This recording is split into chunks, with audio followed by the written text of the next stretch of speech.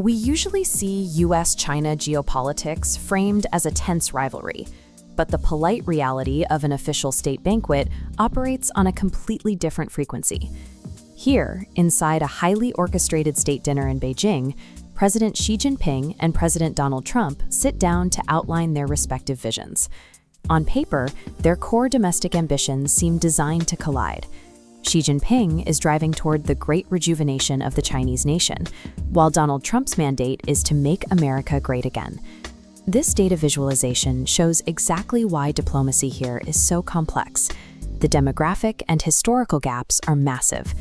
You have 1.4 billion people drawing on a 5,000-year civilization on one side, negotiating with 300 million people in a 250-year-old republic on the other. Policy debates alone can't bridge a gap of 5,000 years. To find common ground, these leaders weaponize deep history, using it to weave a diplomatic safety net. Xi Jinping's toast relies on a macro-political approach. His core objective, stated plainly to the room, is that this bilateral relationship must work, and they must never mess it up. To ground that objective, he reaches back 55 years to Richard Nixon's initial outreach to Beijing, framing US-China relations as a long-term, ongoing project. He specifically names Dr. Henry Kissinger and the ping-pong diplomacy of the era. It's a calculated reminder that breaking the geopolitical ice took decades of painstaking effort from both governments.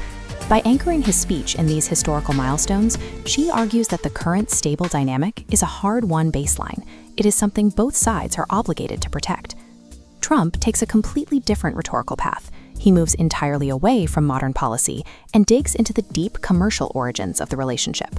He traces a continuous bond of commerce back 250 years, pointing to the exact moment the first American trading ship reached Chinese shores in 1784. He points out that this early connection involved mutual philosophical respect, noting that American founding father, Benjamin Franklin, actually published the teachings of Confucius.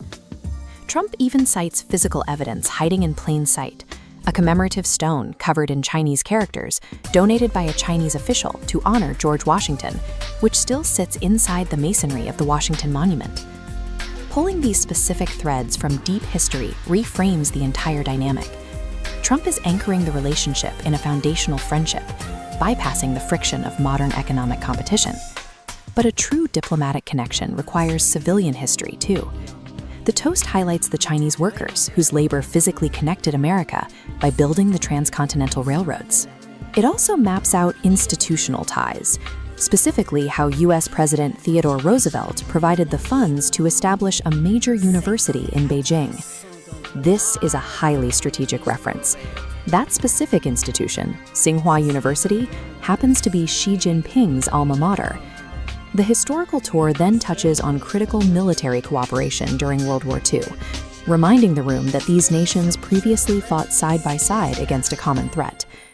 Trump then pivots from heavy institutional history to modern cultural integration, pointing to the massive Chinese enthusiasm for basketball and blue jeans.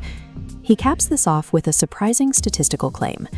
There are currently more Chinese restaurants operating in the United States than the top 5 American fast food chains combined. Layering high-level institutional alliances with relatable, everyday pop culture takes an abstract geopolitical concept and makes it feel tangible and personal to the citizens living in both countries. By the time Trump formally invites Xi to the White House to reciprocate the visit, the narrative architecture of the evening is complete. These speeches are meticulously crafted arguments, disguised as polite dinner chatter. They prove Xi's central thesis from the beginning of the night, that achieving the Great Rejuvenation and making America great again can run exactly parallel without causing a collision. By elevating shared values like hard work, courage, and family, both leaders frame their cooperation as a multi-century tradition rather than a temporary political convenience. A state dinner is a highly calculated projection of soft power. It shows exactly how world leaders actively curate the past